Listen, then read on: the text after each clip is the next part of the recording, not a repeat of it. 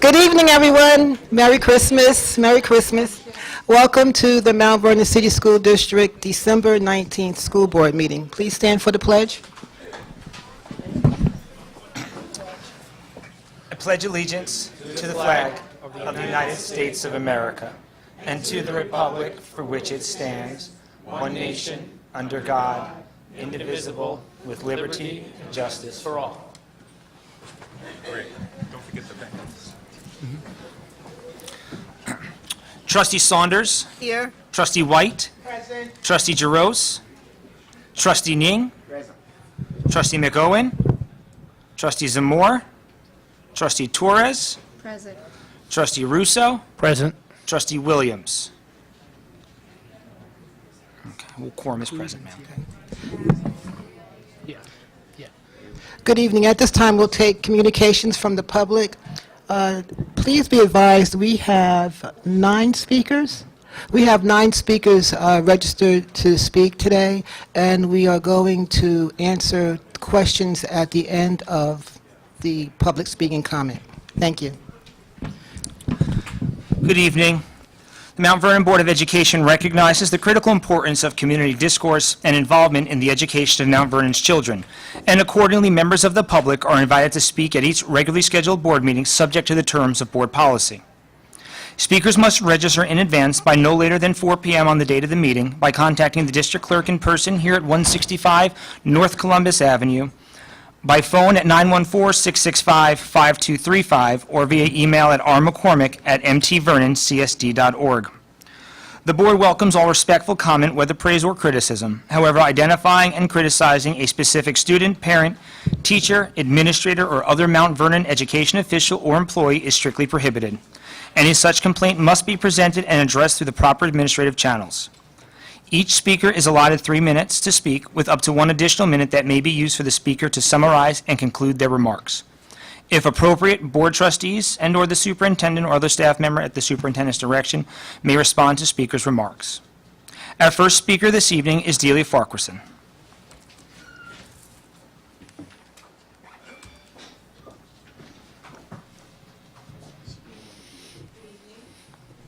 Good evening.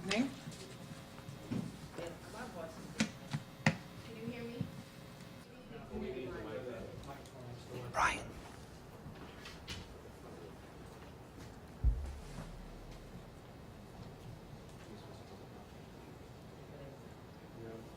You have another mic? Good evening. Good evening to the community. So as a social worker and a mental health service provider, I'm concerned about the state of special education in the city of Mount Vernon. Who is reviewing the data and evaluating the delivery of services to our precious children? Beyond that, I would like to know, how does the board and the administration know how special education is doing? What are the measures of success that you're looking at? Without violating the confidentiality of any of my cases, I wonder if the goal is to minimize or decrease the amount of money being spent on special education at the cost of our children's future. Because I'm assigned to 2 children in this community who have significant special education needs. And I believe the way that these cases have been treated does not meet the needs of these children. And so I'm asking for what the process is by which the board looks at how the delivery of special education is happening in this community. IEP, Individualized Educational Plan, means that the specific needs of the students should be met by the plan. I see so many of our students in secure and non-secure detention because they have made contact with our juvenile justice system. Disproportionately, these students are poor readers and often have significant learning challenges. What is the internal review process that challenges the decisions which may not be in the best interest of the child and their families? What are the alerts that are sounded when a child is declassified prematurely, or the classification is changed or not designated thus placing the child at greater risk of educational failure. This appeal is to the school board to pay attention to this issue. How many students must we lose before someone recognizes that a crisis is being created in our community? Special education, by its very nature, is not glamorous. It does not shine the most flattering light on any school district. But with such large numbers of students represented in this group, in this community, we must turn our attention in a meaningful manner on this subject to show our sincere commitment. I'm asking the district to share the data on special education. How many students are classified or declassified or had classifications change? How many students as a percentage were evaluated but not classified? We cannot manage what we do not measure, and we must start with the data. And I'll just share a little bit more. There's an article on the Huffington Post that was done in November. And I'll just read a little bit from that article because I think it illustrates the point. It says, parents who are aware of their rights can help close the gap for their kids. The first time a parent sits down at an IEP meeting and can talk about what these scores mean and what concerns them, the official's mouth drop. They see this not as a parent, they see this is not a parent who I can pull the wool over their eyes. I've seen so many doors open for parents because they have that information. Michelle Fine, a professor of psychology at the Graduate Center of City University of New York, said the problem is much deeper than the information gap. Racism and a lack of cultural competence often pervade meetings between school officials and parents and make it difficult for black and brown families to get what they need for their children, she said. Often people blame families for not being more involved, but schools are more likely to listen to white and upper-class parents.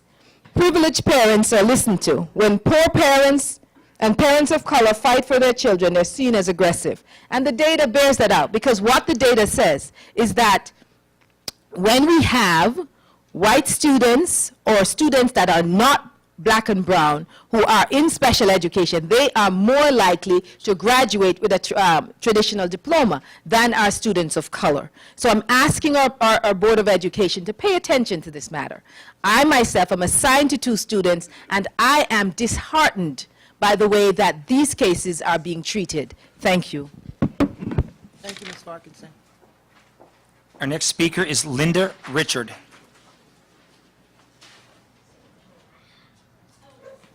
Linda Richard. Richard.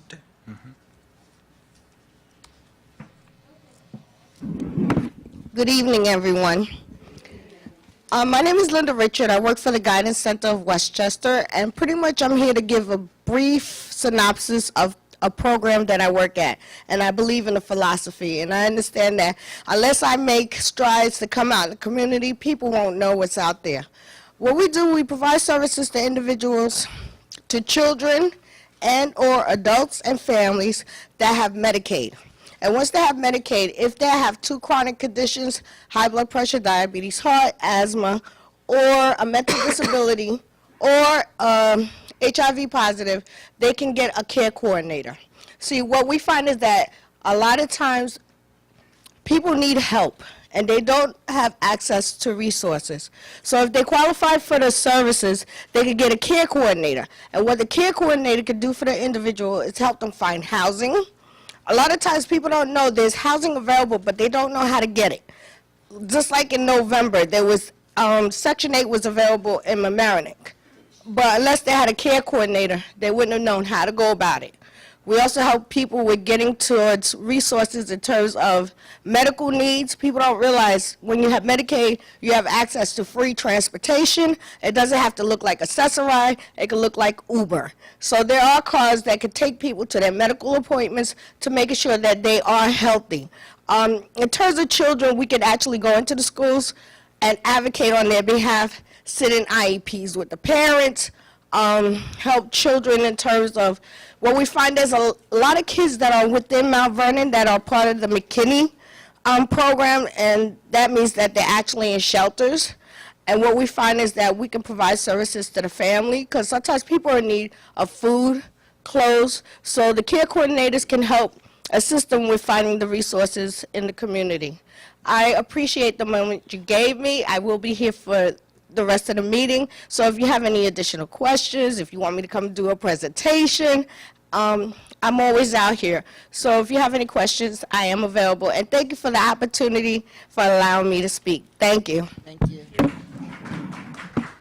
Mrs. Richards, if you don't mind, if you would share your information with Mrs. Gaon, sitting right there in the front, perhaps we can arrange to have you be one of the guest speakers at one of our special education meetings and/or one of our Title I meetings, just as a service to alert our community about services that are available to them. I appreciate that. I do attend the special education meetings that take place monthly at the Rebecca Turner School. I was there this last week. I do set up informational tables. Okay. I did attend the policy council meeting that took place the same day last week, so I'm out Good. knocking doors. Thank you. Thank you. Thank you. And before we go to the next speaker, I'd just like to take a moment to respond to some of Mrs. Farquharson's comments, if I can, to the best of my ability. In terms of monitoring, we actually, and monitoring of special ed in particular, we actually are assigned a team from the State Department of Education, and we meet monthly. They review our data, our statistics, make suggestions. They're actually assigned to assist us with some of the matters that some of them date back as far as 2008, 2007 school year. So that team is working very, very closely with us. 17% of our students are classified. In terms of how the process is monitored, the state does our monitoring and provides us with feedback on how we are managing our special ed cases. And most of the issues that we've had problems with traditionally have centered around providing services and making sure the students get all the services that they're entitled to, particularly if they're out on suspension or if they're on homebound instruction for whatever reason. And that's been an area where we've exerted a lot of effort to become in compliance with. Some of the other questions you've asked, we need to do some research on, but our internal process for monitoring how students are doing, when students are declassified, even as the superintendent of schools, I have no authority over the child study, the CSE, in terms of their determination. Because it is a multifaceted process to evaluate and assess a student's eligibility or ineligibility for services, once the team manages that process, it is the parent then can challenge it and has more say-so over than even I do. Some of your other questions we would need some time to research, and if you want to just share with me what you just read from by way of email, I'll be glad to respond to you more effectively. Our next speaker is Michelle Boynton.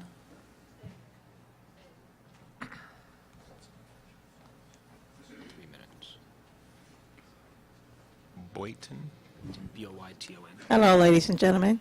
T-O-N. Hello. Hello, good afternoon. My name is Michelle Boynton. I'm a parent of two, but I have one attend Columbus Elementary School. I've been having a problem since I enrolled my child back into the Columbus Elementary School. He's been bullied by 3 children, Jemiah. Please don't name. Please don't use. Sorry, pardon me. He's been bullied by 3 students. I've been having a problem since I homeschooled the child last year, being that he's enrolled back. They've been forcing me to put the child out of the school. The child is not the problem. I believe it starts with the teachers and other staff that's been beating up on my child. I have put a police report on the security guard.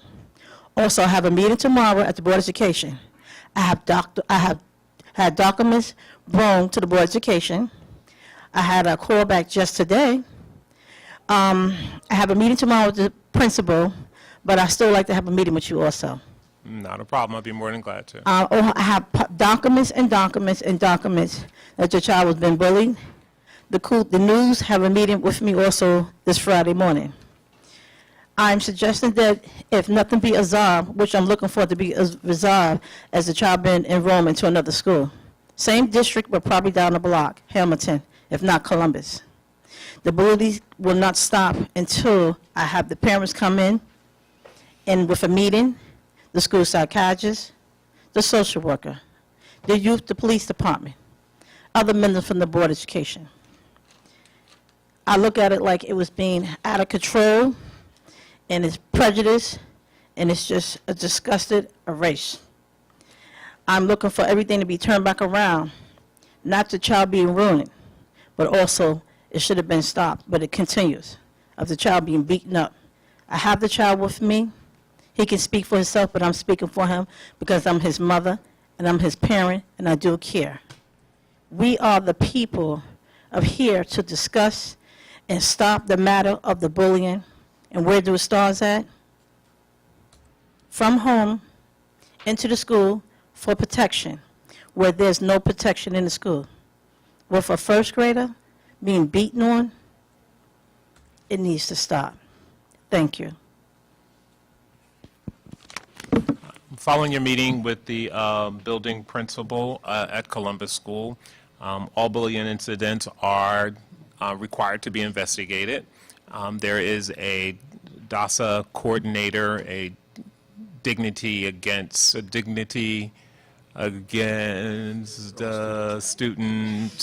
I forget what the acronym stands for, but ultimately, Dignity for All Students Act.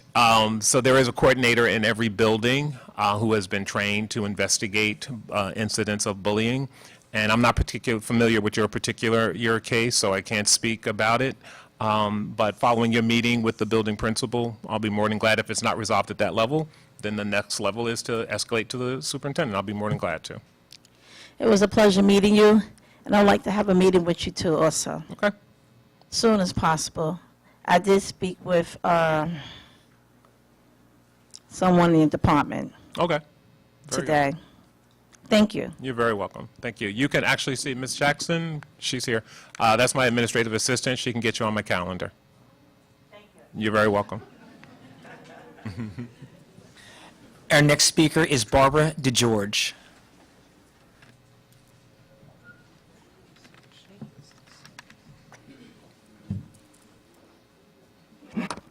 Good evening, board and community. Happy holidays. Good evening. I'm here tonight because I'm so excited by the renovations at Edward Williams School. I was here in the beginning of the year because I do after school and amazing afternoons on Thursday, and my first day back was December, the beginning of December. And when I got there, I was greeted by the principal, Dr. Waterman, and Ms. Green, and they were so excited to take me to the cafeteria that has been totally renovated. It is so beautiful. It's bright blue and yellow, painted. The ceiling is lowered and soundproofed. There's a brand-new floor. There's going to be water coolers where the children can fill their water bottle. Dr. Waterman next year is going to order round tables. And so we're very, very excited. They're just waiting on the completion of the bathroom, the boys' bathroom, or the new bathroom downstairs. And Mike Pliccio just told me that that's going to happen before the end of the year. And so when they come back in January, that will be completed.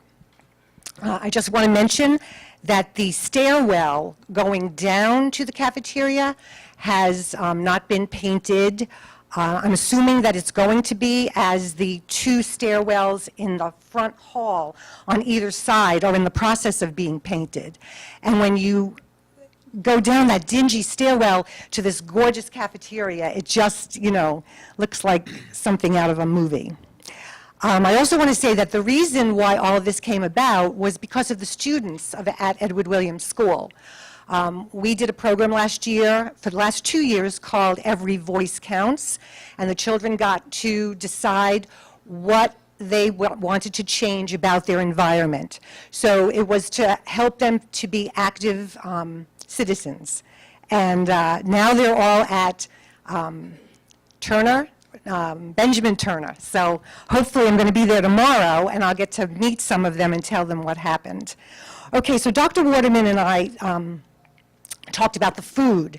And I believe that the food is better in that there's no foreign objects in it. However, it's just pretty much the same.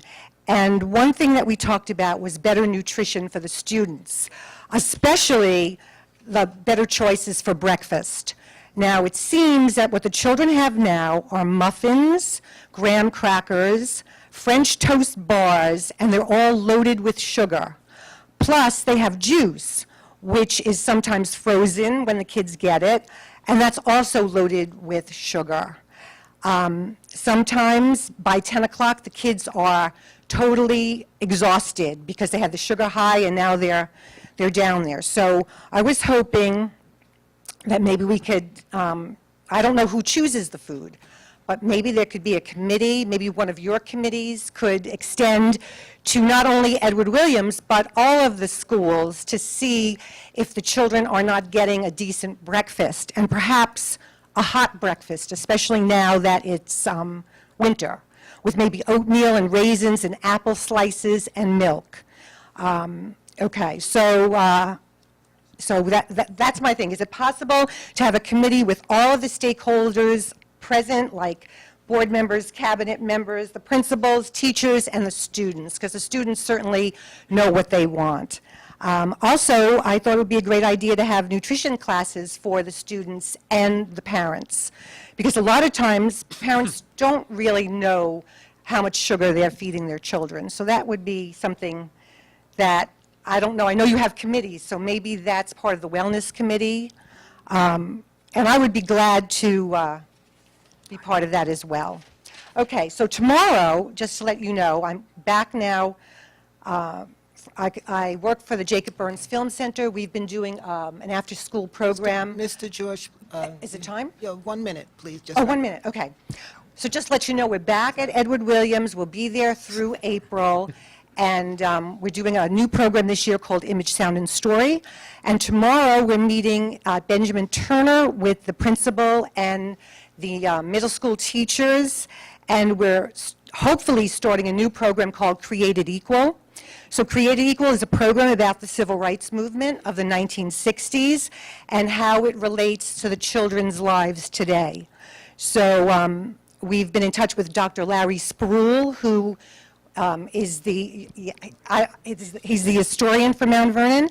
And so this is all going to be done particular to Mount Vernon. So we're going to use documents and archival footage and photos from Mount Vernon to teach the children about their history. This has been done in Brooklyn for the last 2 years, and it was sponsored by the Brooklyn Historical Society, but it originally came from the Turnaround Arts of the Kennedy Center program. So hopefully, Mount Vernon will be included in this. We'll find out tomorrow. And I'll be happy, I'll be part of that program. So that's, let's see. The students learn to understand the power of Thank you, people Ms. and media to advance social change so they can become activists and speak for themselves. I know it's time. Thank you, Mr. George. Happy holidays, everyone. Happy New Year. Thank you. Happy holidays. Mr. George, we have a wellness committee that meets the first Tuesday of the month. We just had a meeting at 5:30, so you're welcome to come. We have stakeholders. We are recruiting children as well, so we'll talk about that when we do our committee reports. Okay, thank you. Our next speaker is Brianda Crump.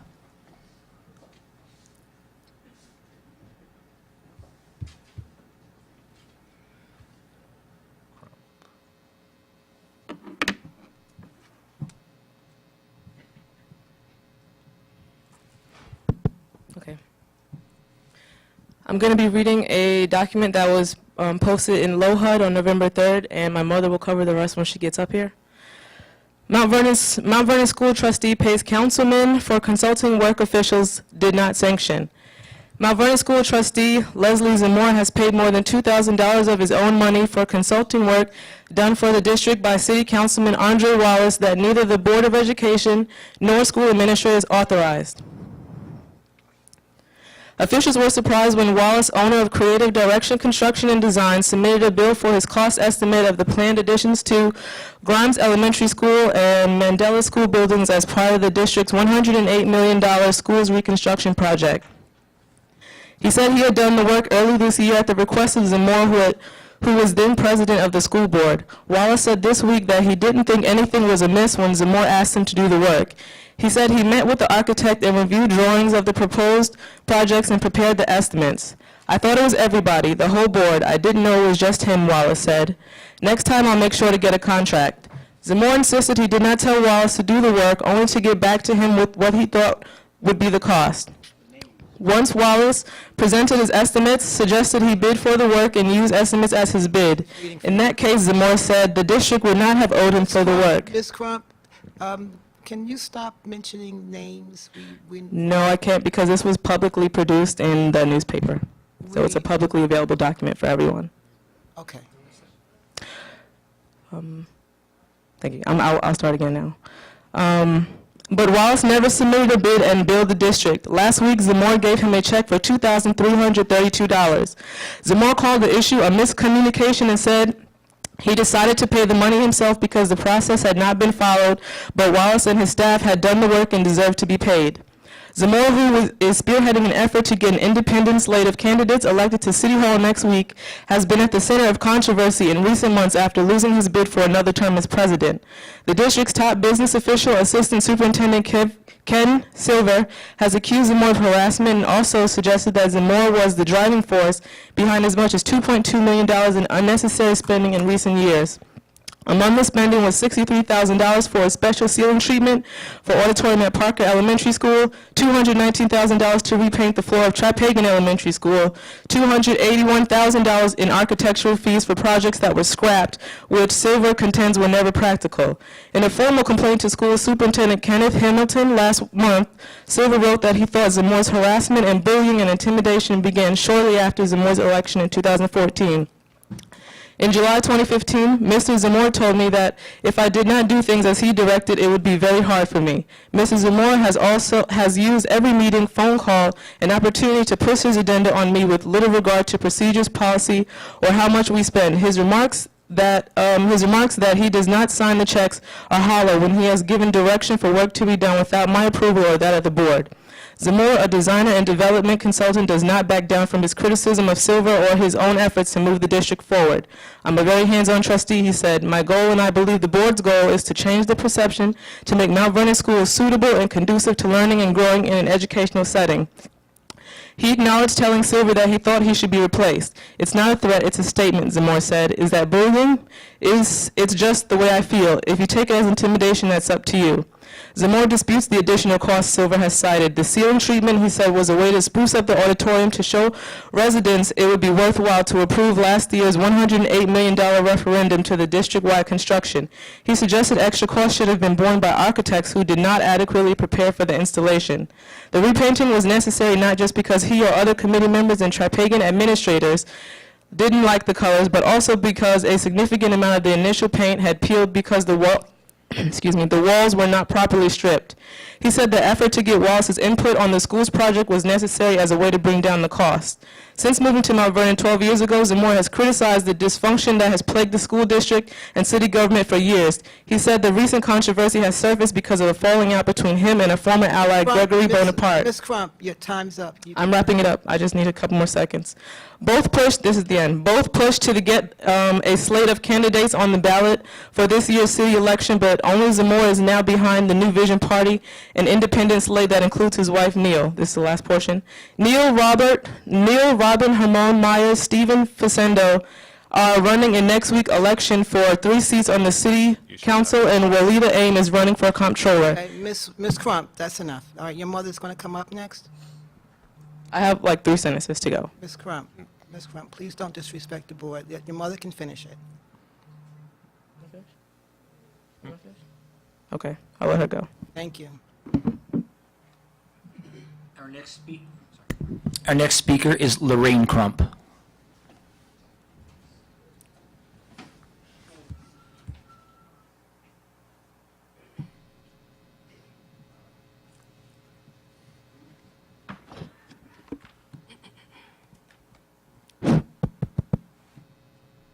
Okay, I'll be giving some information. Please be mindful that you have 3 minutes to speak and 1 minute to wrap it up, okay? Thank you. Can you start it over again? Okay. Anyway, information about 504 plans and what it is. What is a 504 plan? Section 504 of the Rehabilitation Act of 1973 is a part of a national civil rights law. Its purpose is to make sure that students with physical or mental disabilities will receive specific support and support and services that will help them fully participate at school. Students who qualify receive accommodations that are described in a plan called the 504 plan. Students who receive special education services do not qualify for a 504 plan. What is an accommodation? An accommodation is a change in the school environment which allows a child to fully participate in all aspects of school experience. Accommodation should allow your child to receive a free appropriate education. There are simple accommodations like receiving textbooks in a large print, taking a test in a separate place, or getting extended time for tests. There are accommodations that involve technology or equipment. There is no limit to what the accommodation can be, but an accommodation is not specific instruction provided by a specially trained teacher. Who gets help under 504? A student qualifies for help under 504 if the student meets 3 of the criteria. If the student is between the age of 3 and 22, the student has a disability, long-term illness, or disorder, and a disability, long-term illness, or disorder substantially limits a major activity such as breathing, walking, seeing, speaking, thinking, learning, concentrating, interaction with other manual tasks, or self-care. A student may qualify for a 504 plan even if the condition does not affect learning. For example, a child with cerebral palsy who uses arm braces may need a plan that will make sure that she can move through the building safely. Another example is a child who receiving medication during the school day. There is no list of disability or impairments that are covered by Section 504. The disability or impairments could be visual or hidden, such as diabetes, attention problems, epilepsy, allergies, audio processing problems, bipolar disorder, or heart disease. A student who is actively using drugs or alcohol will not qualify. A student with a disability or impairment does not automatically qualify for a 504 plan. The disability or impairment must substantially limit one or more major life activity. If the substantial limitation can be corrected, say if the child wears glasses, then the child does not qualify under Section 504. The law does not define substantial limitation. The school district will determine if the child's disability qualifies as a substantial limitation. A temporary impairment such as a broken leg or Lyme disease that results in a substantial limitation of a major life activity can qualify a student for services under Section 504. Services should continue as long as the impairment exists. What is a 504 coordinator? Each school district is required to have a person who is responsible for helping students who need a 504 plan. This person is called the 504 coordinator. In some school districts, the same staff person serves as both the 504 coordinator and the director of special education. In others, they have different people for each position. Your school district should give you information about the 504 process, including the name of the 504 coordinator. How will I know if my child needs a 504 plan? Here are some examples or behaviors that you may want to discuss with your child's teacher. If a child takes hours to complete homework that the teacher says should be completed in 20 minutes, your child has a pattern of missed school days due to sore throat, headache, or stomach aches that may be caused by a chronic condition such as allergies, asthma, or chronic fatigue syndrome. Your child knows the material but keeps failing tests because he or she cannot focus. Your child has a pattern of forgetting homework assignments, failing to write down assignments, or leaving books needed for homework at school, or your child is struggling at school. If the problem continues after you talk to your teacher, you can ask to meet with your school's child study team. If the problem still continues and is due to physical or mental conditions, then you can refer your child to a 504 coordinator. How do I ask for a 504 plan for my child? To ask for a 504 plan, you make a request in written called a referral to a 504 coordinator. You can find the name of the 504 coordinator by calling your central school district office or administration. The letter can be short. Give a short description of your child's problem or ask for a review by the 504 committee. The 504 will then arrange a meeting with a group of people from the school who knows your child. Thank you. Thank you. Thank you. Did you have a question, or you just wanted to make a statement? Thank you. Our next speaker is Timothy Crump. Oh. Destiny Crump, I'm sorry.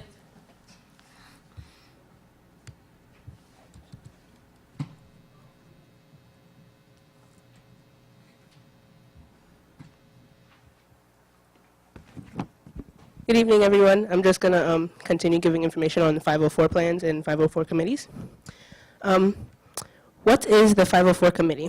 The 504 committee is a group of people from the school. The committee is run by the 504 coordinator. This committee determines if your child qualifies.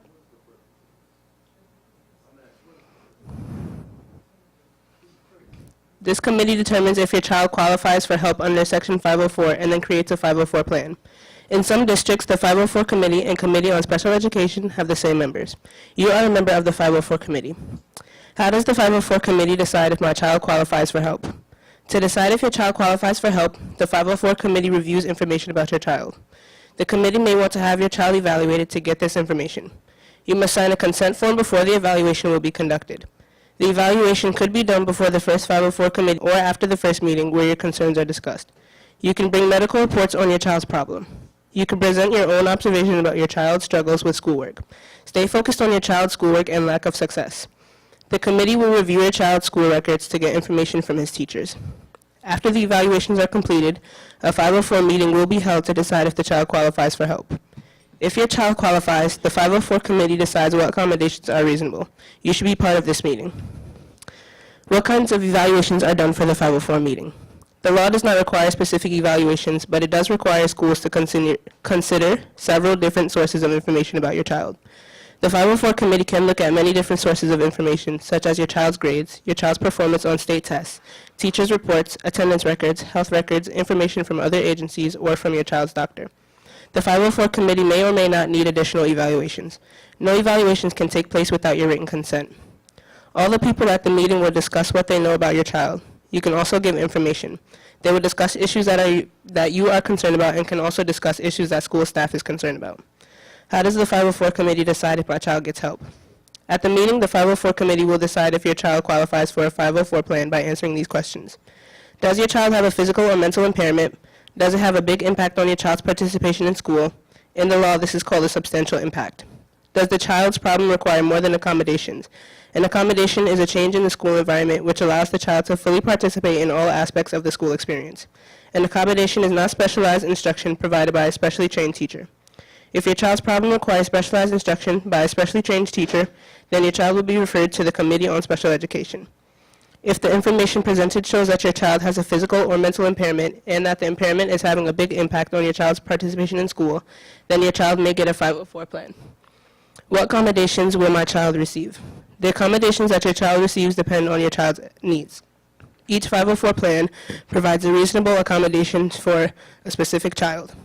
Depending on your child's needs, your child could receive accommodations like special transportation, help moving through the school building, special treatment in the physical education class, medical services during the school day, or extra time to complete tasks. The accommodations given depend on the needs that are documented in the evaluations of your child. The accommodations do not need to be high-tech equipment. If a simple adjustment works, this is a reasonable accommodation. How long will 504 accommodations be available to my child? The 504 plan for your child is reviewed each year. Each time the 504 committee meets, they will review your child's eligibility for the next school year. If your child still has an impairment that has a big impact on your child's participation in school, your child will continue to receive the 504 accommodations. A 504 plan is not a guarantee of success. A 504 plan should provide your child with an equal opportunity to succeed in school as compared to students who are not disabled. 504 protections can continue if your child attends college. Your child must apply for a 504 plan at his or her college. A student who has never had a 504 plan can also apply for a 504 plan for the first time in college if a physical or mental impairment develops. Thank you. Our next speaker is Timothy Crump. Madam President, may I ask a question prior to?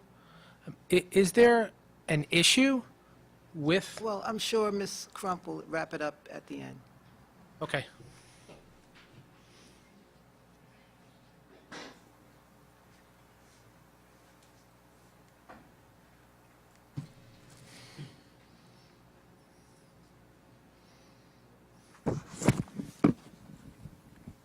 Good evening. That's 30 minutes. The Section 504 team includes the student's parents, at least one person familiar with the student's disabilities, at least one person able to interpret the student's evaluations, at least one person who knows about the services available to meet the student's needs, the network health liaison for the child's school for cases where extra services are being considered. Also note that in addition to the parent, there must be at least 2 additional members in the team as long as they meet the requirements listed above. If possible, school staff should participate. Team members may participate in the meeting in person or over the phone. The parent may invite other people familiar with the student's disabilities to the meeting. The team can hold the meeting and make decisions without the parent if the parent was notified of the meeting and he or she does not attend or declines to attend. At least 2 attempts to notify the parent should be made before a meeting is held without him or her. Does Section 504 apply to private and parochial schools or any other programs? Sometimes. Any group that receives federal financial assistance directly or indirectly must comply with the Section 504 requirements or risk losing federal funding. Groups receiving federal funding may include private schools, nurseries, daycare centers, community-based organizations, summer camps, after-school programs, and special events.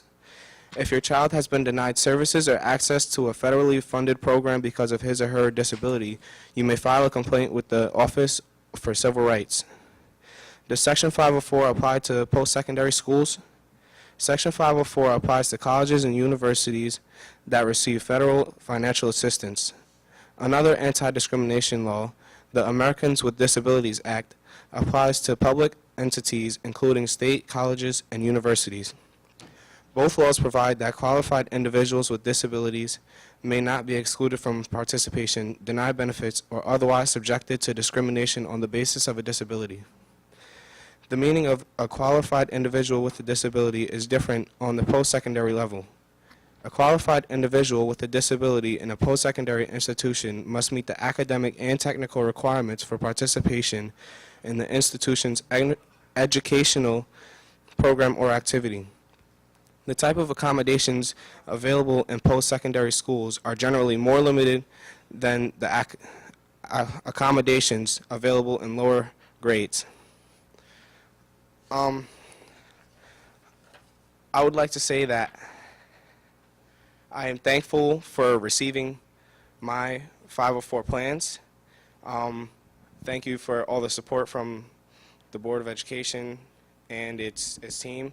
I would also like to say I was wondering why there is no exit plan for 504 students, considering once you come out of high school, there could be a possibility that the school that you're going to accepts your 504 plan, such as my school did. And I was wondering if we could considering having something to this effect put in place. Thank you, and have a great night. Thank you, Mr. Crump. Thank you. Our next speaker is Brenda L. Crump.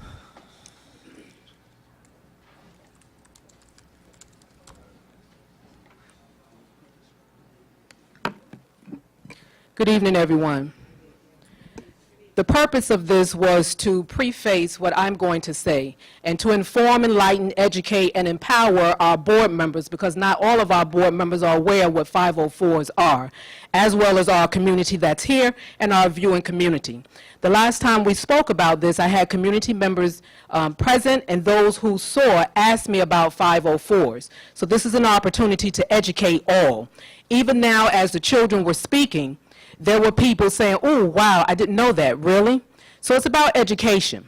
And I want to use some of my time, and I may ask for your extended time, because I want to now add some piece because of some of the behavior from some of our community members, and perhaps maybe some of our district people. It's not often that you have youth coming before you to speak.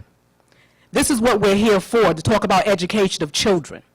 And when you have youth come before you to speak, although, yes, we know that there is a policy of 3 minutes and then there is a minute that's given to wrap up. However, we also are aware that there is the board policy of extending. And anytime we have youth, we ought to extend ourselves to our youth. It takes a lot to get up here to speak. And so they're speaking about education.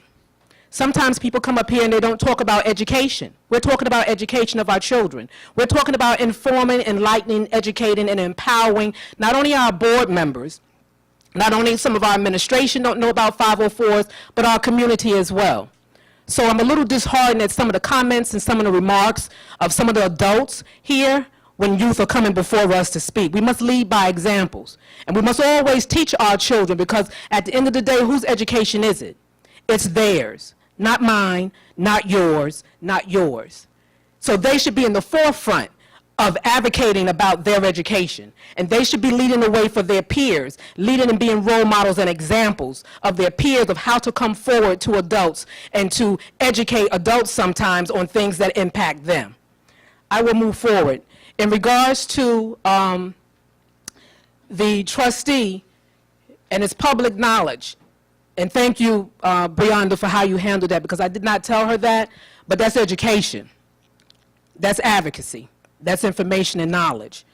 But at our last board meeting on November 28th, there were some unresolved questions, some unresolved issues. So that is why I'm bringing that forward now and needed to preface for those who were not aware, because I don't have much time to do that. But I want people to be educated about what we're speaking about. So at the last board meeting, there were unanswered questions in reference to what is the board policy and practice in regards to table resolutions, because still yet I don't see that resolution that came before the board at least 2 to 3 times and was tabled. So what is that policy? What is that practice?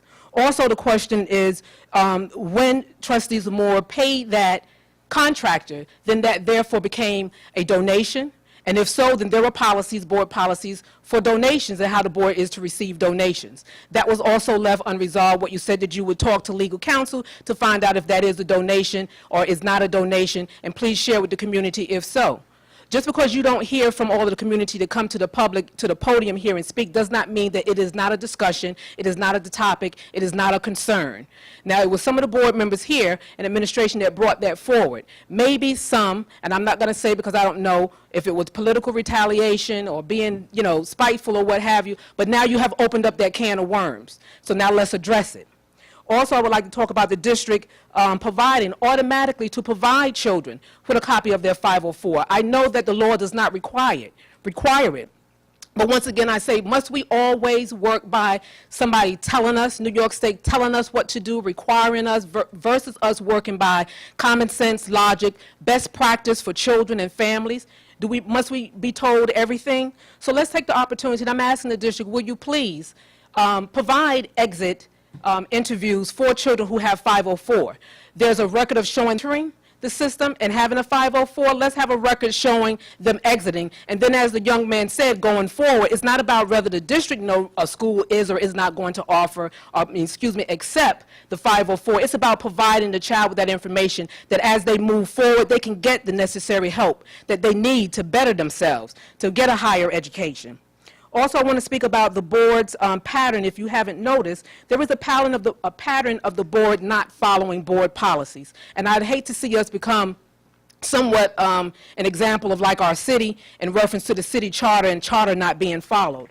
And some of the examples of the board not following policies is buildings and grounds use. So we had the County Executive Rob Astorino used the buildings over at A.B. Davis Middle School for his budget town hall. I'm getting ready. How long? Yes. Another minute? Yes, please. Thank you. The county executive using A.B. Davis Middle School for his budget town hall meeting. All I'm asking for is that we follow policy. We have policies for buildings and grounds use. If you're going to waive the fee, then put the resolution forward and say that it's waived and say why. You all know the policy and you know how the resolution is to be written. Another example is the mayor of our city, Richard Thomas, using Mount Vernon High School. I haven't seen a resolution for that. Once again, about board policy. I'm speaking about the leaders following the policy, for you are the creators of the policy, so definitely you should be the leaders who follow the policy and set examples for the district, because the community is watching, and so then they will say that if you're not following small policies, then what other policies are you not following? I'm just asking that we follow the policies. And for example, in reference to when the mayor had his swearing in, and the State of the City address and used our buildings. Now, there were resolutions. However, initially the board voted not to waive the fee, and then the board voted to waive a portion of the fee to building use. That's fine. But then the board voted to bring it back as aged-old accounts versus just bringing the resolution back before the public to be transparent and say that we're going to waive the fee. We're going to allow the mayor to use $10,500 and some odd dollars of the school district's money to have his swearing in and to have the state of the city when he could have had his state of the city somewhere else and he could have had his swearing in somewhere else. But that policy of bringing that back and just changing the resolution so that it could be transparent, I'm finishing, wrapping up, so that it could be transparent to the community what you're doing. But to bring it back as aged-old accounts, when the account was only about 3 months old, and then there were other other resolutions that was much older, several years, double-digit years, that had not been brought back. So I'm just asking that the board be consistent, please, in what you do and follow your own policies. Thank you.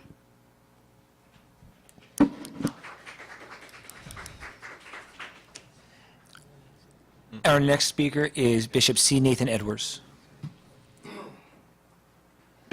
Well, let me lighten this up. I bring good news and glad tidings. I've learned a strategy now, and I perhaps may use it when I need it, to have 25 of my members to come and read from the Bible at one of your public sessions. I'm going to try that. First of all, I want to come here to tell you, so I want to say I want to congratulate this superintendent and this board at the end of the year. As you see in this meeting, you all take a lot of heat, a lot of allegations, a lot of things be said that's misleading, and it appears that you're not doing nothing. But let me tell you some outcomes. I come here as a community activist, as a pastor, as a partner with you in this school district, and you are doing an extraordinary job to lift our school district, and I want to thank you on behalf of our community. I know you get beaten up. There are some processes that you need to work out. Everything is not perfect, but let me tell you something. You have good leadership, and now your leadership have affected what the city council have done. For the past 3 years, the Board of Education has presented us taxpayers with a zero increase. This year, the controller and the city council, with opposition from the mayor, have presented our city a zero increase. It's because you all have led the way. Things are happening. There's partnership that are happening, faith-based community partnership. At Friendship, we got 120 children there. We just recently, thank you, Trustee White, for coming to our Christmas celebration. It was wonderful, and people are hearing what you're attempting to do. Just recently, the New York City donated 10 smart boards to Friendship for Tots for its educational program. Just recently, the outgoing administration of Asperino have given us $11,000 to purchase iPad for our early childhood program. So the partnership of community-based that has been initiated by you, Dr. Hamilton, and been co-signed by this board is doing a tremendous job in our community. So all is not bad.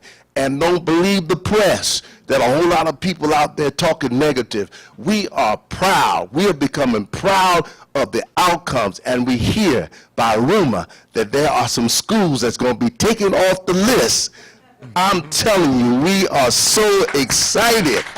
It is rumor, but we are excited. So the last meeting at the last meeting in the last of this year, let me say to you, thank you for your service. Thank you for putting yourself out there. Thank you for being beaten up, being accused, being misunderstood, being lied on, being lied to, being lied about, and you still come each week, each month, over and over and over again, giving your time and service to our community to make our community a place where we all can be proud of. For 29 years, I've been in this community as a pastor, and I am here to say I'm proud of the work that y'all doing. God bless you. And I ain't running for nothing.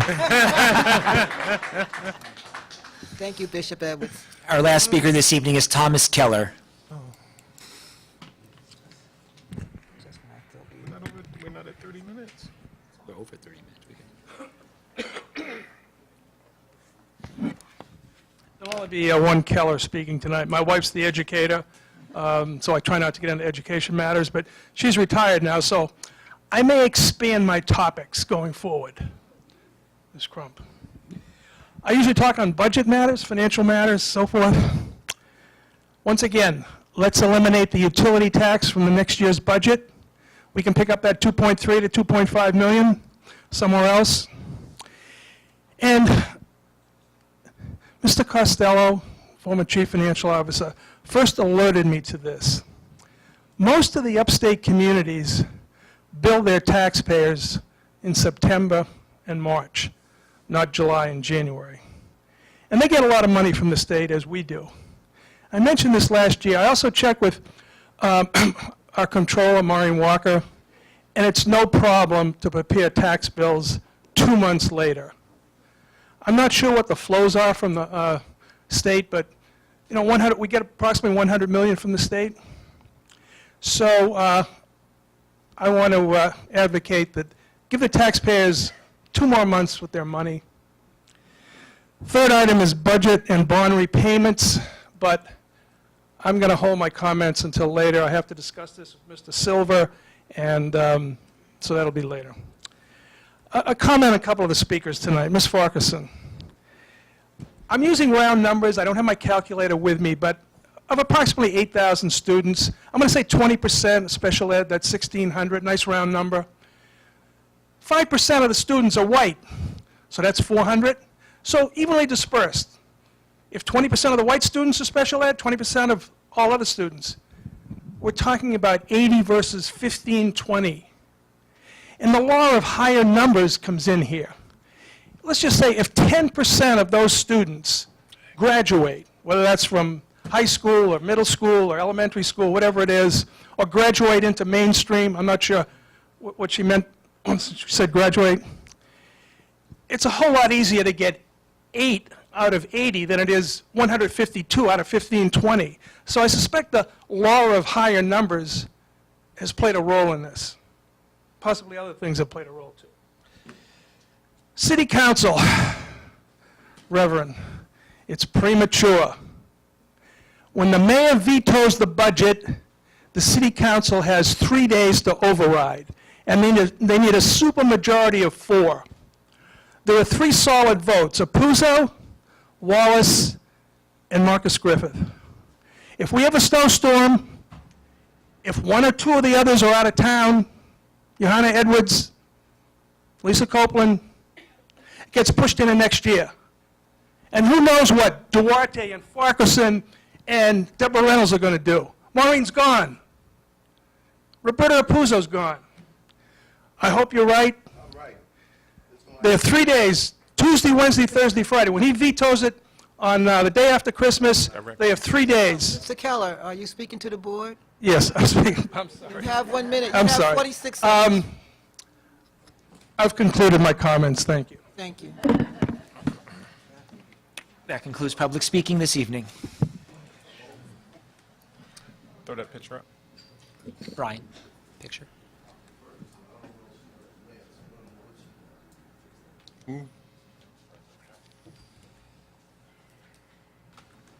There's a team. So.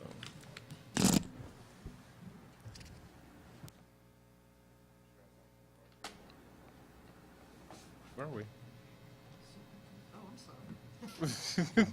Reports from the superintendent. Okay, thank you. Good evening, everyone, and happy holidays to you. I asked that we put this picture up. This is a picture of our boys winning the Rebel Early Bird basketball tournament in Edmonton, Canada this weekend.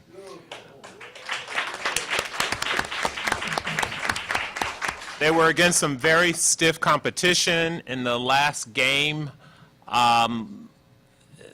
They were challenged by the other leading team. Our boys were actually losing in the third quarter and ended up winning the tournament in the fourth quarter by a margin of almost 20 points. So they really stepped up. So kudos to our boys and to the coaches for representing Mount Vernon with such dignity and class. And one of our students, Jason Douglas Stanley, was actually presented with the MVP. So I was very proud to be there to share that moment with them. Number 20, yes, number 20. Also, we've been talking a lot about the issue of equity. And as you know, we've been doing a lot of work around this and the principles of equity and how resources are provided and allocated in order to ensure that we give every student the same opportunity for success regardless of their zip code. And I want to share a brief video with you that was actually shared with me that says it better than I could ever say it. And I'm asking that the Budget Committee apply the principles of equity in the budgeting process to ensure that we are practicing what we preach. So if you'll indulge me in this 4-minute video, you'll see the point that I could not express.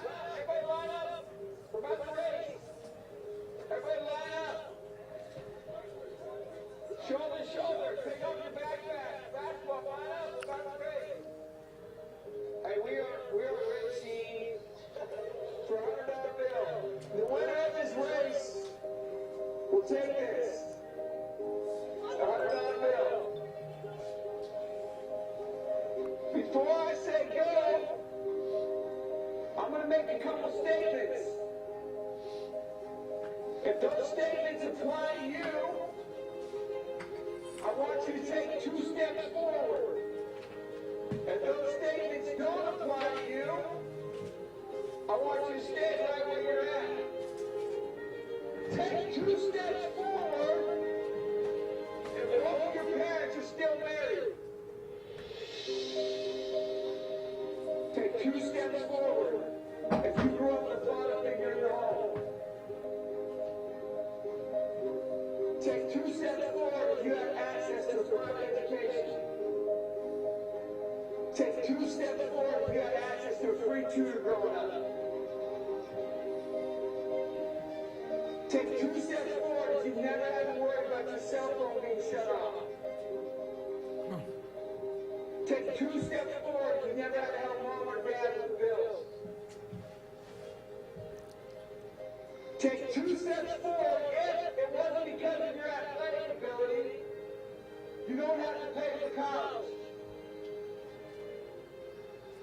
Take 2 steps forward if you never wondered where your next meal was going to come from. I want you guys up here in the front just to turn around and look. Every statement I've made has nothing to do with anything any of you have done. Has nothing to do with decisions you've made. Everything I've said has nothing to do with what you've done. We all know these people up here have a better opportunity to win this $100. Does that mean these people back here can't race? No. We would be foolish to not realize we've been given more opportunity. We don't want to recognize that we've been given a head start. But the reality is we have. Now, there's no excuse. They still got to run that race. You still got to run that race. But whoever wins this $100, I think it'd be extremely foolish of you not to utilize that and learn more about somebody else's story.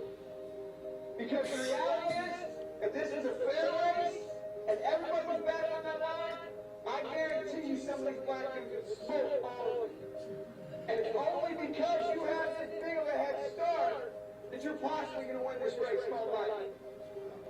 That is a picture of life, ladies and gentlemen. Nothing you've done has put you in the lead that you're in right now. When I say go,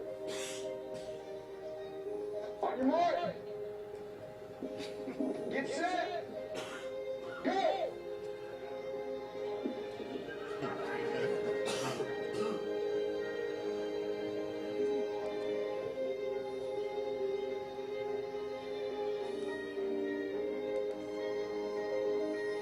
If you didn't learn anything from this activity, you're a fool. So my point in sharing this video is that when we allocate resources in our budgeting process, we have to recognize that there are children who are at a significant disadvantage, And if we are truly committed to closing the opportunity gap, we have to apply principles of equity in our budgeting process. And that's all I'll say on that at this time.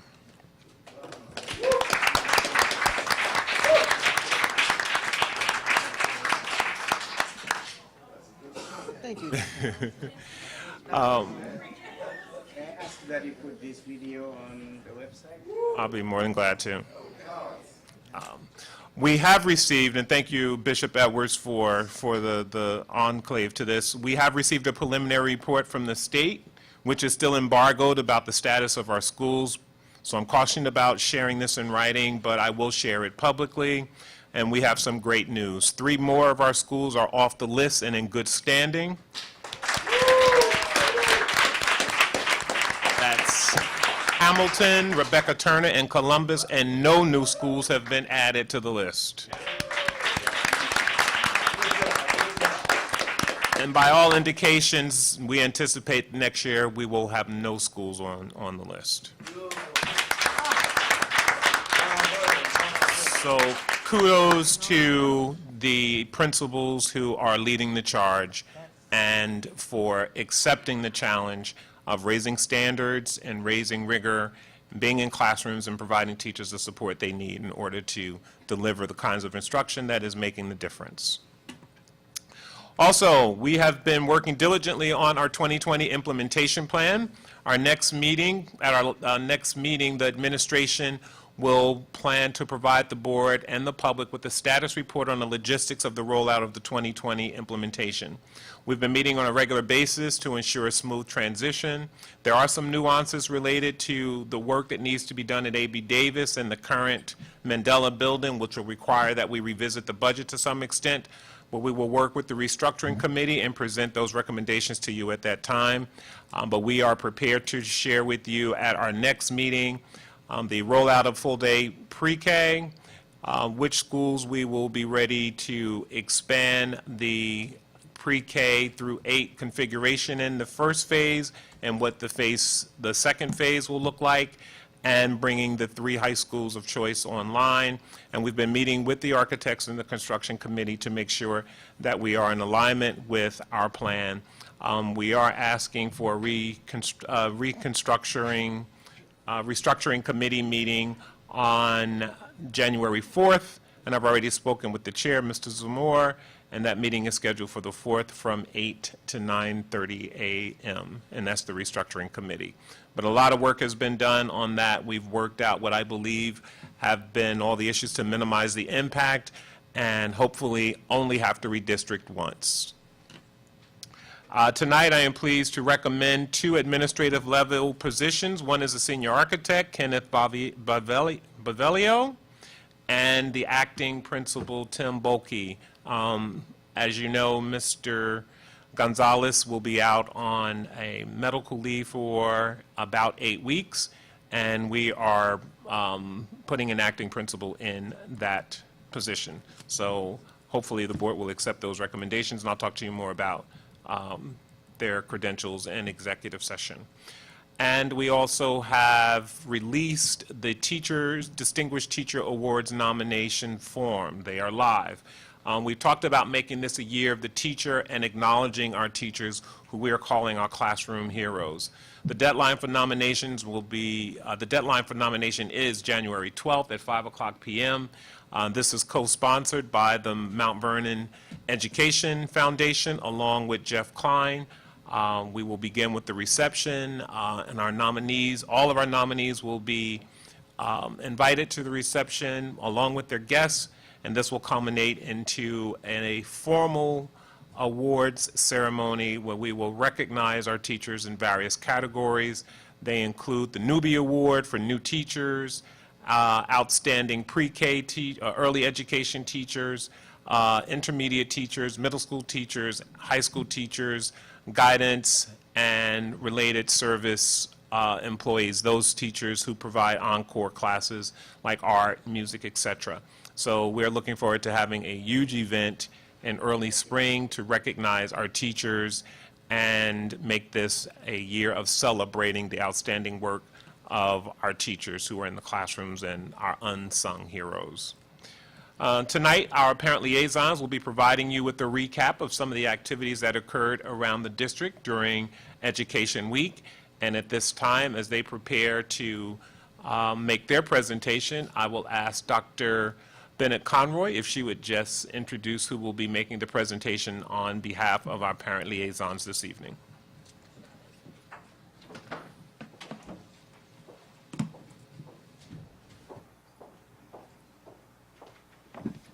Good evening, everyone. Well, I'm not going to be the one making the presentation. It's my parent liaison going to make the presentation. You got to hear from them. But I just want to say to everyone that they have been doing an extremely good job in the different schools that they are assigned to.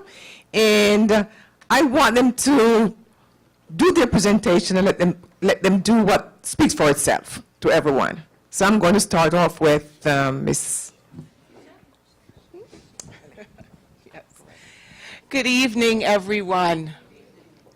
There are so many amazing things happening in the Mount Vernon City School District, and I am proud to be a part of the vision. As we all know, public schools are the cornerstones of our communities, and because of that, each of us play a role in ensuring our schools are open and accessible to all. My name is Shari Allen. I am one of the parent liaisons in the Mount Vernon City School District. I represent the Mandela and Thornton High Schools, and these are the parent liaison team members, and I will let them introduce themselves. Hi, I'm Corinne Lewak, and I'm the parent liaison for Mount Vernon High School and Rebecca Turner Elementary School. Good evening, I'm Nicole Russo. Thank you. And I work with Hamilton and Columbus families. Hi, I'm Rita James, and I'm the parent liaison for Edward Williams and Cecile Parker Elementary Schools. Hello, I'm Keziah Roberts, and I support Graham and Holmes. Hi, my name is Sandra O'Connor, and I work with the Pennington and Lincoln School families. Good evening. Hi, I'm Alicia McDowell, and I represent A.B. Davis and Benjamin Turner Middle Schools. Good evening, I'm Jaquetta Jenkins, and I'm the parent liaison for Tripagan Elementary and Grimes Elementary School. And that's the awesome team members that, that I work with. This year, the Mount Vernon City School District took part in a national campaign that emphasizes how our public schools are here for each and every student. No matter the circumstance, everyone is welcome and deserves the support, tools, and time to learn. American Education Week, as it is known, celebrates public education and honors individuals who are making a difference in ensuring that every child receives a quality education. During the week of November 13th to the 17th, the Mount Vernon City School District celebrated American Education Week, honoring students' determination to learn, recognizing the professionalism and dedication of teachers, support staff, and educators, and thanking parents and community members who help our students succeed. There were so many things that happened in our schools, but we are just going to capture a few of them. And I just want one or two of my parent liaison team members to talk about what happened in the schools that they represented. So at Columbus Elementary School, they kicked off American Education Week with an assembly where they honored their teachers and staff with certificates of appreciation. The students also wrote letters of thanks to their teachers alongside their family members. And lastly, they also participated in Family Literacy and Math Night, so they were involved in their students' learning process. At Holmes, they kicked off the week with a pep rally, and they also focused on families just visiting the classrooms and learning the structure of the lesson and what their children were doing from day to day. They also had lunch with their children during the day just to see the structure of the day. And then at Graham, they kicked off the week just with student government, representing student government and inviting in community members to hear the students who were running for student government for the school. So at Pennington and Lincoln, we had the pleasure of working with community members to sponsor events throughout the week. We had prizes for our teachers. We had prizes for students and family members who participated in writing competitions, thanking their teachers, staff members, anybody in the building that made a difference in their lives. We also provided all staff members with breakfast at both schools, and we had a number of raffles and fun activities that everybody got to take part in during the week. That was just a small capture. We have a film that is going to represent all of the schools in the Mount Vernon City School District. So without further ado,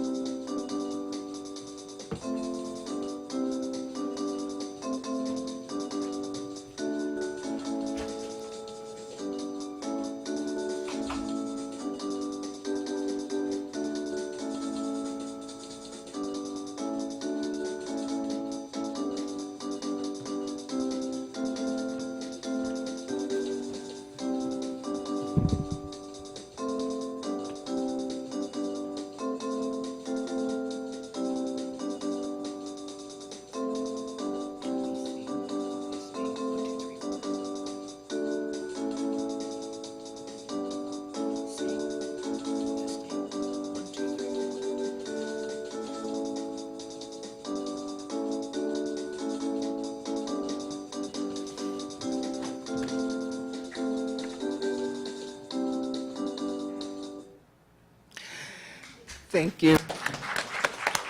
So you just got a preview of what we did in the various schools during the week, and we would like to say thank you for partnering and producing Mount Vernon Smarties. And we have a little token for you. Thank you. I like to take this opportunity to thank the parent liaisons and Dr. BC for her leadership. We have reported the highest number of parents who participated in American Education Week this past November than we have had since we've been keeping statistics. So kudos to you for reaching out and getting our parents involved. And I want to add that on January 29th, we're going to have a big kickoff led by the superintendent, where we have Mount Vernon Basics along with the parent liaison. So please stay tuned for that. And thank you so much for listening. Merry Christmas. That concludes the superintendent's report with my best holiday wishes to all of you, to our entire community, on behalf of the superintendent, on behalf of the administration. Happy holidays. Thank you. Thank you, Dr. Hamilton. Thank you. We're going to go right on to accept the minutes. And no minutes tonight. You want to do the consent agenda? You want to do committee? We'll do the committee reports first. Okay, let's, okay. Okay. Since we have people in the audience, we anticipate a long executive session tonight, so we want to go right on and do the consent agenda. So if any board members have any items to pull, please Yes. do so. Can you please pull 7.1?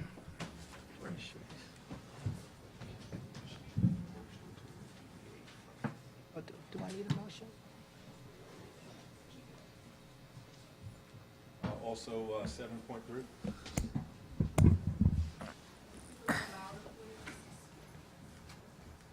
7.1, you said? 7.1. And 7.3? Yes. Manhattanville College. Yes. I want to pull 10.3. 10.3.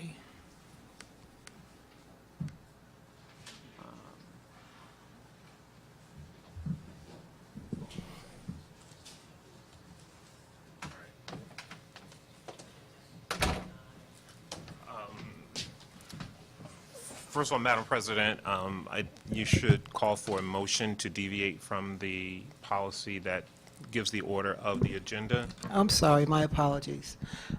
May I have a motion to change the agenda to have consent? Motion. Ms. Russo. Ms. White. All those in favor? Aye. It's fine, yeah. Opposed? Abstain? Motion carries. And there are a couple of other items, Madam President, that I'd like you to get legal counsel on before taking action. Sure, what are they? And Mr. Kristoff, would you identify those items that you need to discuss in exec? Work.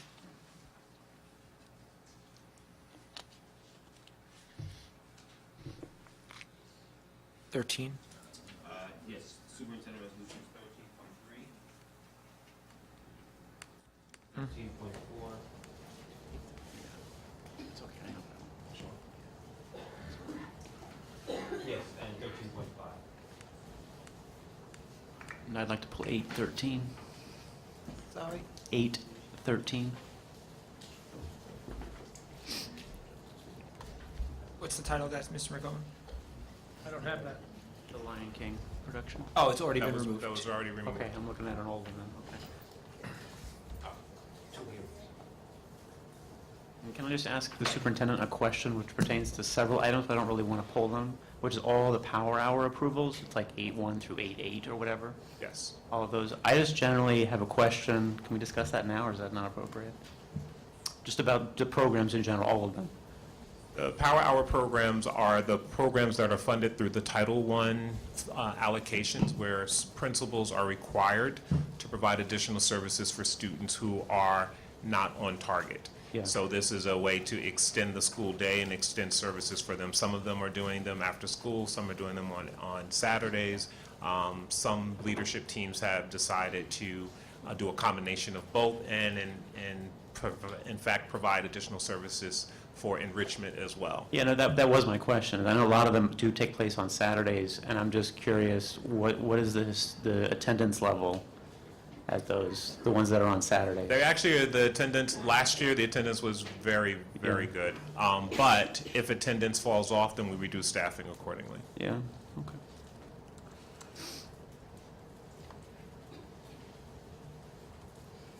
All right. A motion to approve the consent agenda as amended. Motion. Second. Trustee Russo, Trustee Jaros. All those in favor? Aye. Yes.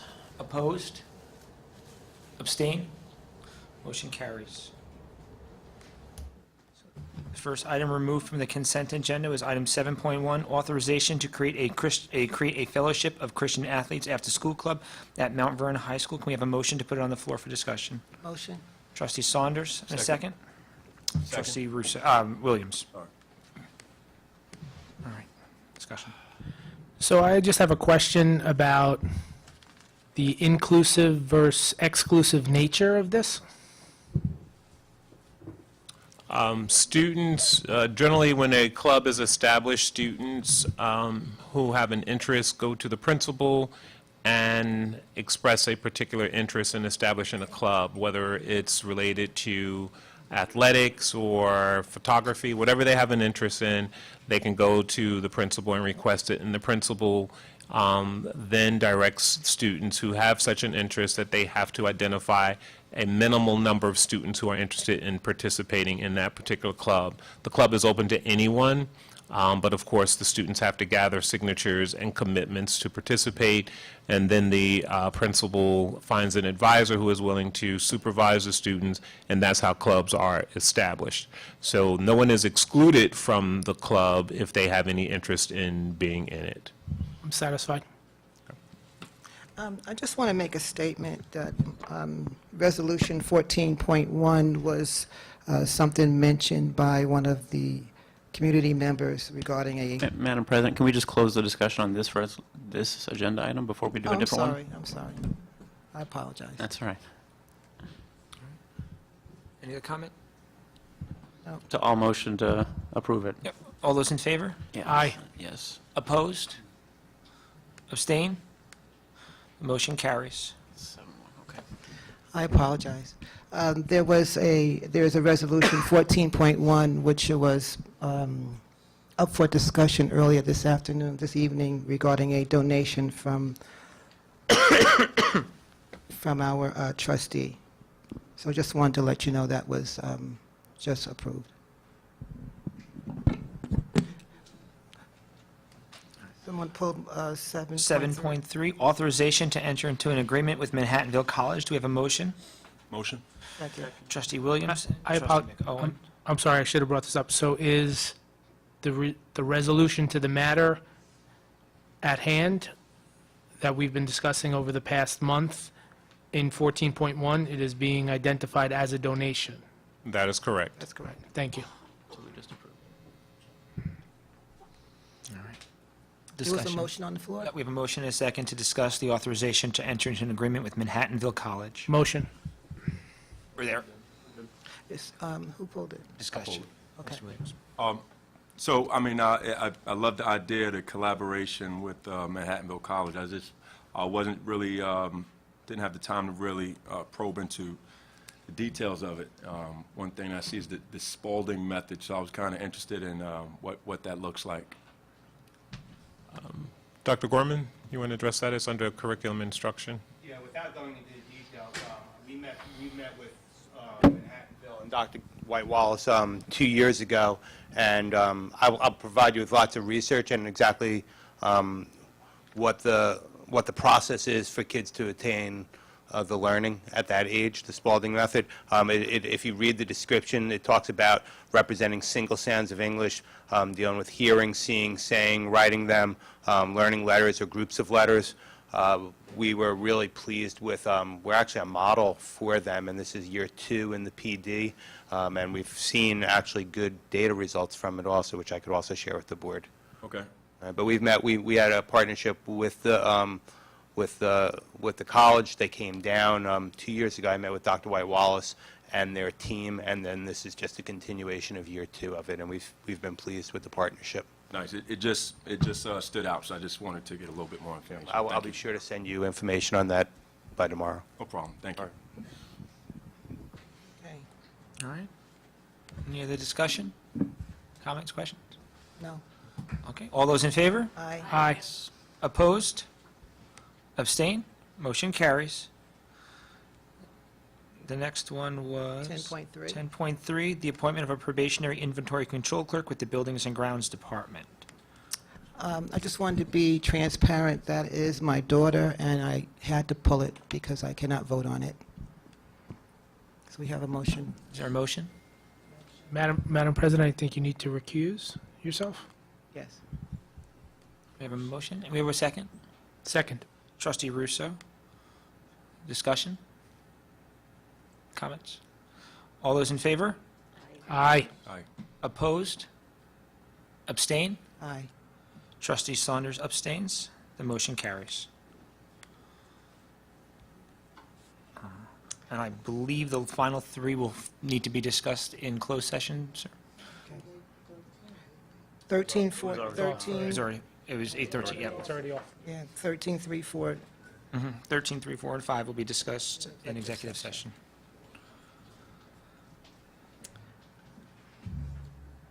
All right, so,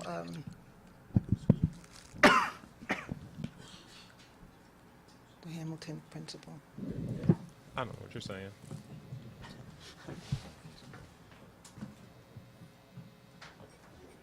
We're going to do the the rest of the agenda. Okay. Right now, we're going to do committee reports. Okay. Committee reports. Trustee Russo? So first committee is Club Committee. Our meeting was rescheduled for a conflict, but we've still been in communication, and we are looking like we're going to bring something out for the spring semester. It's going to be a few clubs, we hope, but it's going to be a trial run because we want to get this right, and we want this to outlast all of us. Thank you. Second committee?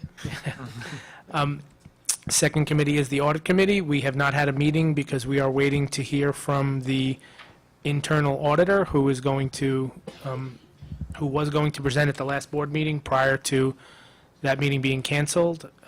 We're still waiting for that presentation to have another meeting. That's it? I'm just on another, I don't lead another, so that's it. Okay. Dr. Nate, any? Okay. Trustee White? Good evening, everyone. Good evening. I'm in charge of the Building and Grounds Facility meeting. And as you know, we have a lot of things going on in our city and our community right now with our schools. And I would be here for days if I told you every little point. But I can highlight some of the ones that are very recent. I went to Rebecca Turner. I saw their radiator covers. Wonderful idea. I met a kid that had burnt his hand on the radiators prior to this, and everyone is ecstatic about the radiator covers. The Ed Center, as you know, downstairs is being renovated, so if you ever have a chance to go down there, well, when it's finished, go down there and see how beautiful the downstairs is in this building. At Mount Vernon High School, we have field and tennis. They pulled out all the asphalt, and they're putting the fencing around, and the remainder of the work will start early spring, hopefully. That's for the tennis courts. For the track, they demoed the top coating, completed. The installations has been completed, and the remainder of the work will be started in early spring. Again, Barbara George talked about the Williams Cafeteria and the 2 hallways that have been renovated and threading on the stairs. All have been completed. Pennington, as you know, is getting a new building. So that's in the process. We'll be working on that at least until 2018, to the end of 2018. Installations of sewer and storm drains are being put in Pennington, and they're being pressure tested as we earlier. Let's see what else before I go on into my other hat. If you were not at the high school on December 9th, you missed the best show ever on earth. It was wonderful. The best part, it was free. The community was out. I know it was a snowstorm, but we had a wonderful time. We had the different artists, and of course, our own artist was in it. And I just really want to comment on the custodial staff. Not only did they work for the snowstorm, cleaning the snow off, we had almost 5 inches of snow under the leadership of Franklin Scarlett, and setting up the auditorium, putting all the stages, just their whole work was done magnificently. It was wonderful.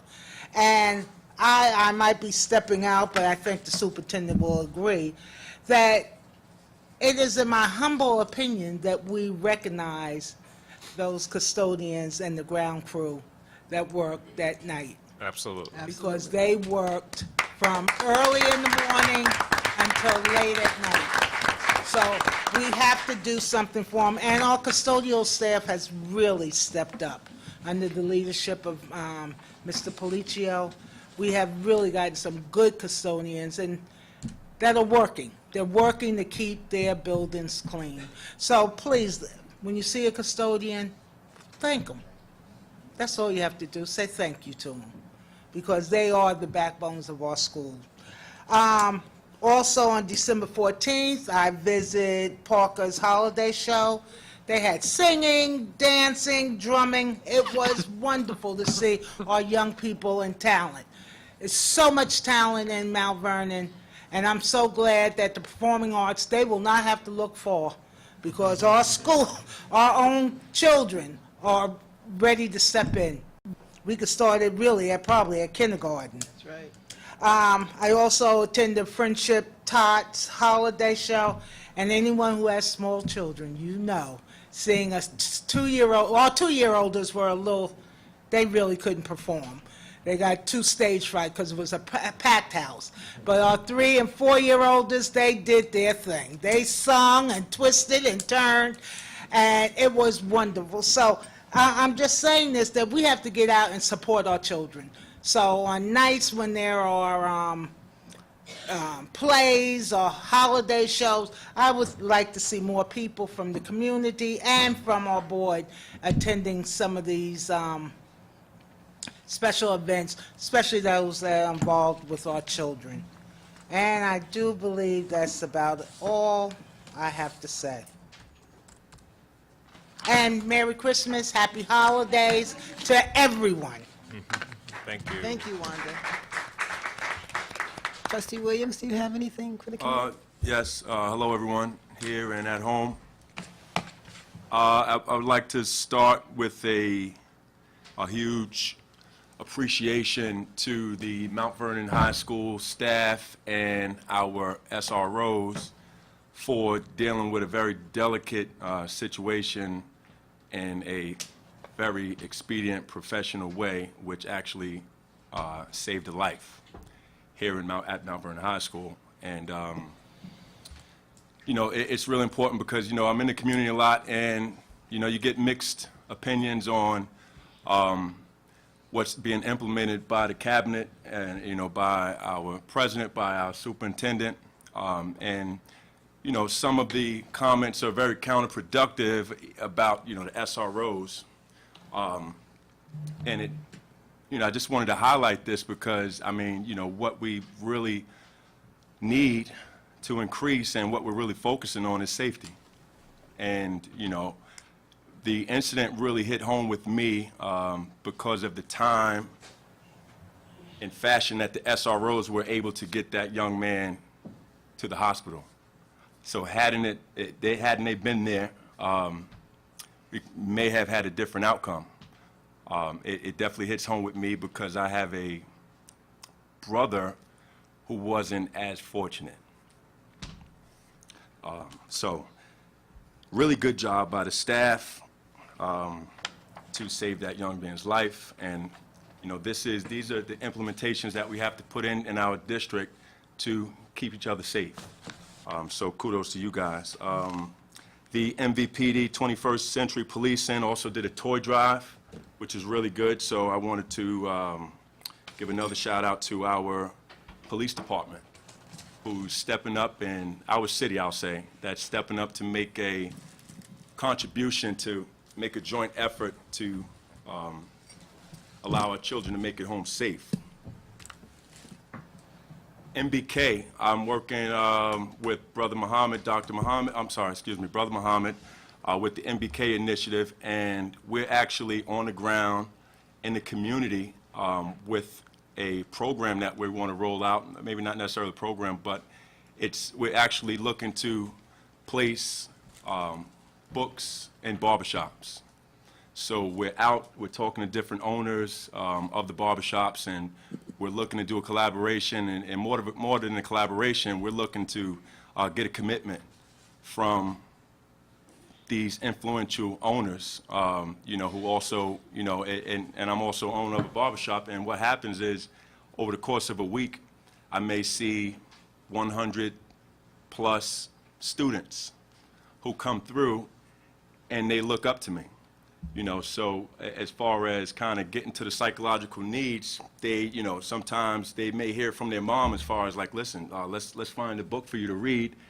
And, some of them, may, be up for it. Some may just, kind of may not be so enthused about it. But we all have a different connection with our community, with our students, and so we're really trying to take advantage of the strongholds that we have in the community. So MBK is doing a good job with actually getting out and strengthening our ties to increase literacy, because actually at the end of the day, the 2020 vision and what you guys stand for in the audience, what the guy, everyone watching, and what we stand for, really what we want to see is high performance. At the end of the day, and we're getting there. The numbers are showing, and we're actually climbing that ladder, but we still have some ways to go, and, but we do want to highlight a lot of the positives that are going on. So MBK is doing some really good work as well. The American Ed Week, really good, as you can see from the video, really good with pep rallies and prizes and lunch and competition and things like that, and what's happening is the psychological needs are being strengthened. We also watched the video Dr. Hamilton put on is, they take 2 steps forward. That also hit home because, me personally, I don't know if I would have moved. No, I would have moved, maybe once. But that's never been an excuse, so each one teach one is the motto, and we have to do it collectively, have to do it together. And American Ed Week and what you guys are doing, what our parent liaisons are doing is terrific because they're getting into the families. They're actually forming stronger connections, like what we're doing in the community, and the numbers are showing that it's very helpful. Some parents see me in the community and they talk about the parent university. And I want to be clear with that. I had one parent said, she said, and I'm not sure how familiar, she said, well, your parent university is doing well. And I said, well, let me just kind of clear that up. I want to say the parent university, because it's a total collective effort that's going on here, and I just have the privilege to report. But I'm not necessarily on the ground with these liaisons and making these phone calls and actually getting in there and really with the blood, sweat, and tears. I just can kind of get up and kind of recap at times. So I want to be clear with the community where that applaud should go. It should go to our school improvement and just our cabinet as a whole.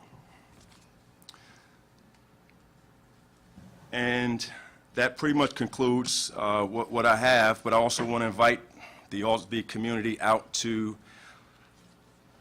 the Shamoy McKenzie Memorial that'll be held December 30th. Obviously a very emotional time for our community, emotional time for the families and things like that. So we just want you guys to be abreast of what's going on, and if you are available on December 30th, please join us to make a stand of solidarity to get better. No one has an answers. No one's going to make promises about, this won't happen again. However, we just need to increase the numbers of a passion. We have to move in this way with the passion, not just kind of just covering talking points. So again, Shamoya, 30th, everyone's welcome. Happy holidays to all. Location. Okay, so it's going to be, I'm sorry, I should have brought a flyer. The location, so where we will meet up, and I'm sorry, I'm not super clear, but we will meet at the site, which will be Peace. 3rd Street and Peace Street. Peace Street. 3rd Street and Peace Street, but it's also going to be at Macedonia Center. And excuse me for not having that, the time specifically for the community, for you guys, but flyers will be available, and if we can, I'm not sure if we can, anytime, any way kind of advertise and all. I'm not looking for advertisement, but we can have, maybe, Rick, if anyone's interested, maybe they can get the info from you if they call into the district. I'm not sure if that's legal or not. Yeah, we can do that. if you're interested as well. And it's just moral support. It's not a time to hang our heads. It's really a time to give a good look at, what we're faced with. And, we're also calling for all employees. I mean, to me, once you cross the border of Mount Vernon, you're family. And, we all have an obligation, on some level to lend a hand. And and I'm not really talking to this room because we wouldn't be here if we didn't have that deep concern. So everyone has very valuable input, and, we're just here to be great. We're not here to be mediocre. This is a great city, and, we really don't have a choice. If we're going to occupy the city, if we're going to cross the borders, let's work together and let's be great. So that's pretty much what I have. Happy holidays. Thank you. Thanks. Trustee McCowan, you have anything for the? Unfortunately, I was late today, so we couldn't meet in person, but I did send a draft today revamping our vision policy in accordance with the superintendent's working in collaboration with several districts to specifically reference equity and the need for it in the district. So we talked about that, and we have a revised policy in the works about that. And then I also have drafts I'll circulate of, there's a couple of random policies that the state suggested about 2 weeks ago that we revisit. One of the non-discrimination policies needs to be updated, and there's a couple of legal changes that we're working on. That's all. Thank you, Micah. Anything from you? Yeah, I just want to mention the Budget Committee's meeting was, it's not on, okay. Okay. The Budget Committee was supposed to meet this morning, but that was rescheduled to Thursday morning here at the district from 8 a.m. to about 9:30, for anyone who's interested in attending. Thank you.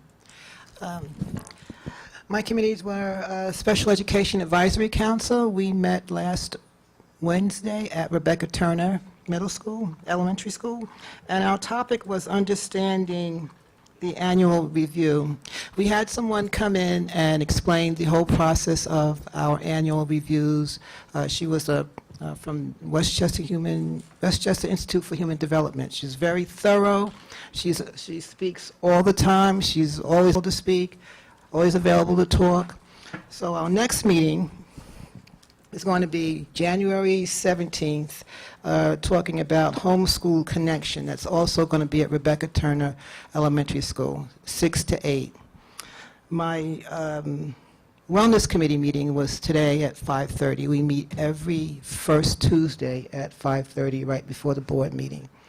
Very interesting meeting. We talked about nutrition in the school, the vending machines that we have in the school, what we're going to do to get rid of some of the non-healthy items.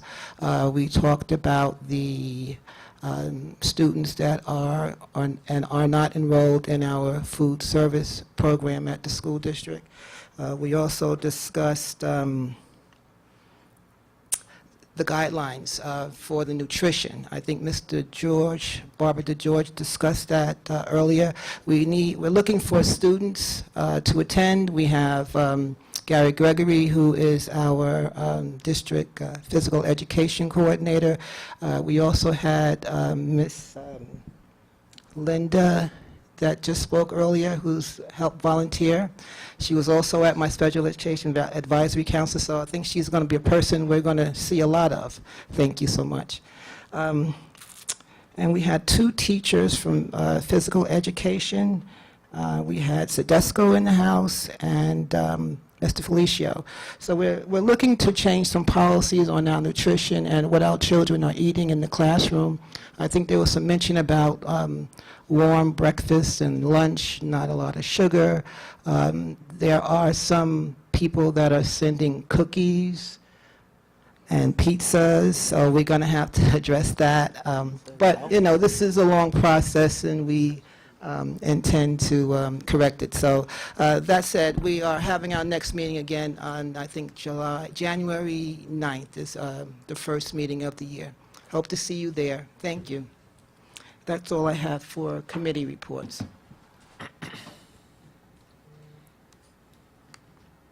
Next is minutes?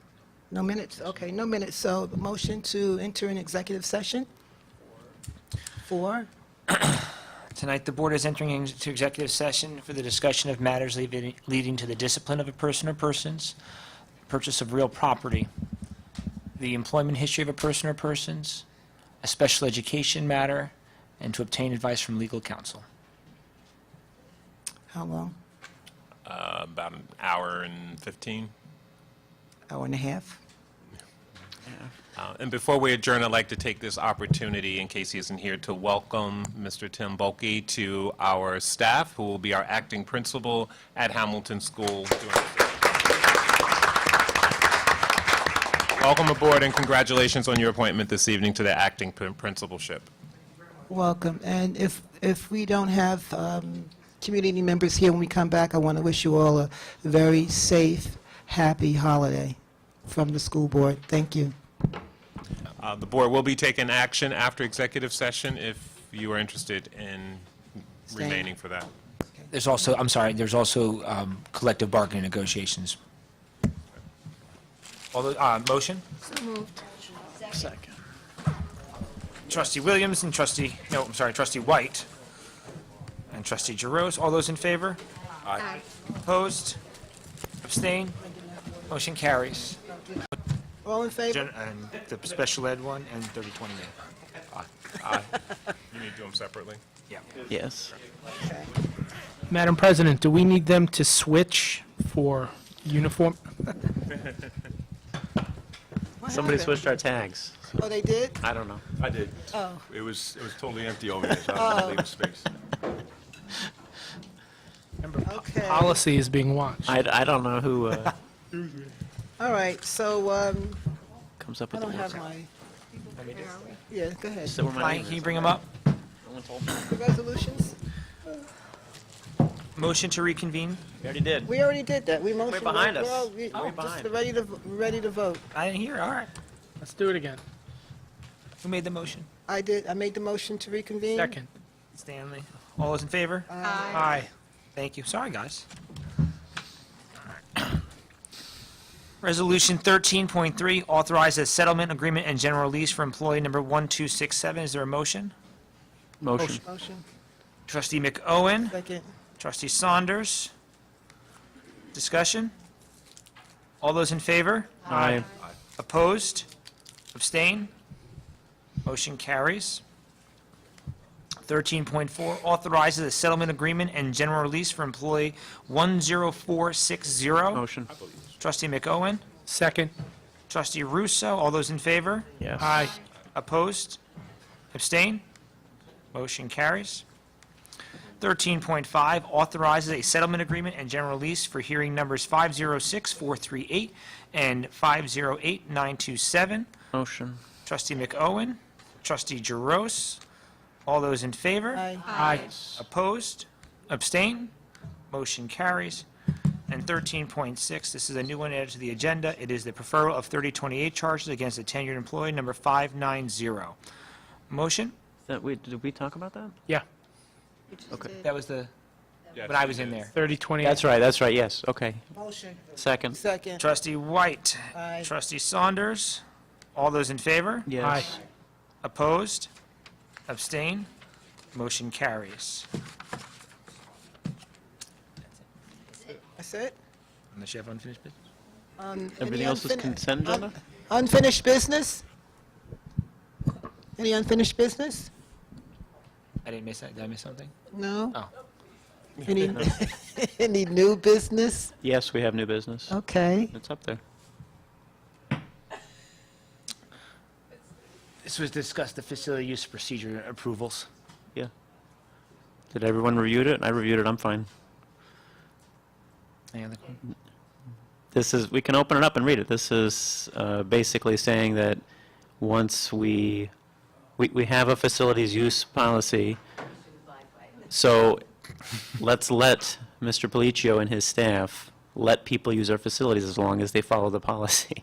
Because right now, the way it works is even when things do abide by the policy, we still individually approve every use. Okay. And that's kind of silly. Mr. Felicio saying yes. Okay, well, okay. Yeah. So that's okay. He still has to, if there's something he's doing that's not in accordance with our policy, because we just revamped the policy too, Yeah. a couple months ago. So, Okay. Motion. All in favor? Aye. Okay. aye. Opposed? Okay. Motion to adjourn? Motion. Happy holidays, everyone. Thank you, everyone. Holidays, Merry Christmas. When's our first All those meeting in of the favor? year? So what are we, Aye.